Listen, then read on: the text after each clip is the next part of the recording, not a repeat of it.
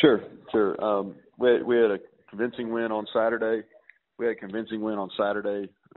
Versus Florida A&M, second consecutive home game. Our guys bounced back after being soundly beaten versus Boise State. We were able to play a ton of guys. Fun night here. We celebrated our 1968 national champion. And at the NAI level, we had over 30 members of that team back with us. We wore a commemorative helmet. So it was a special night and had another big crowd. I think one of the top 10 crowds in school history was here to witness the win. And like I said, we got a bunch of people in the game and a lot of guys with experience. Thought defensively, held them to 7 points, created four turnovers, and then offensively we ran the ball for over 300 yards and had a good night. So with that, I'll answer some questions. All right, thank you, Coach. Our first questions come from Dan McDonald with The Advocate. Dan, please go ahead. Morning, Coach. You mentioned the running attack you were able to put together over 300 yards. Was there one particular aspect that worked well? It looked like you had 4 or 5 guys that had a lot of success. We had we had 2 running backs, that B.J. Smith and Javier Fry. Both those guys did some real positive things. Ran the ball. We were better north and south runners than we were week 1. And then our quarterback, Caleb Barker, had a pull on a zone play where he went about 50 yards to help his rushing stats. So those 3 guys, and then we brought in DK Billingsley, who's our third running back. He played in the second half a good bit. First collegiate action, and he had one big run, but had a solid night overall. Your guys going on the road for the first time this year and also playing a Power 5 conference team. How do you prepare to take a new team on the road every year? Well, I think at this level, it's one of those things it's something our guys will look forward to. I've been fortunate enough to play at Nebraska before. I think it's one of the best venues in all of college football. It's loud. They have some of the best fans. Really a more positive environment probably for opposing teams than maybe some in the Southeast. But it's loud, extremely knowledgeable fan base. They're right on top of you.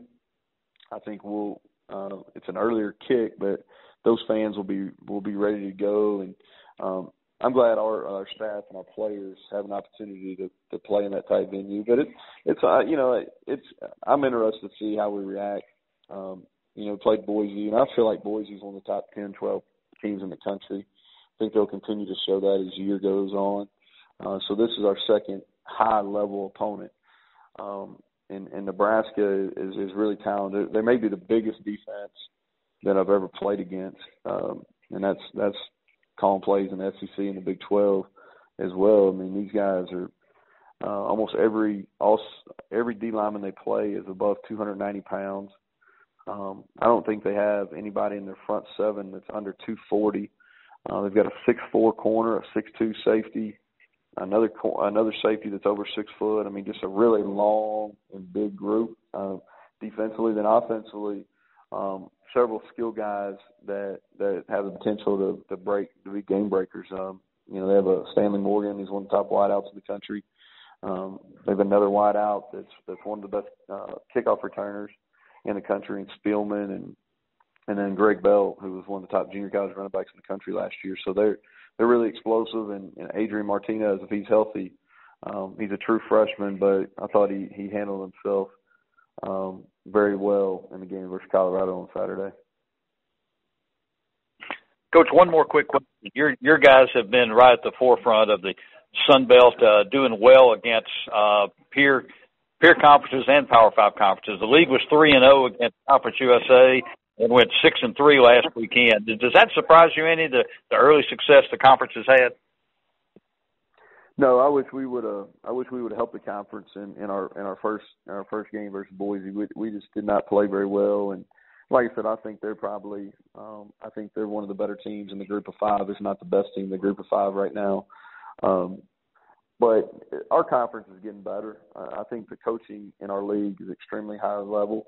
I think we've been climbing as far as the rankings in the group of 5. I think the American is probably slightly ahead of us right now, but I'm not sure any of the other conferences are.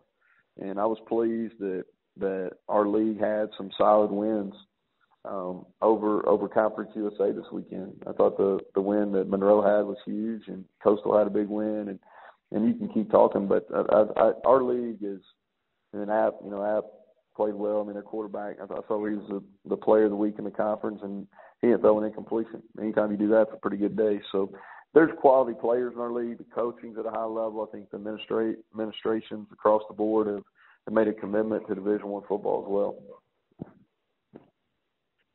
Appreciate it, Coach. Oh, thank you. Thank you, Dan, and thank you, Coach. That's all the time we have for you today. We do appreciate it. All right, thank you.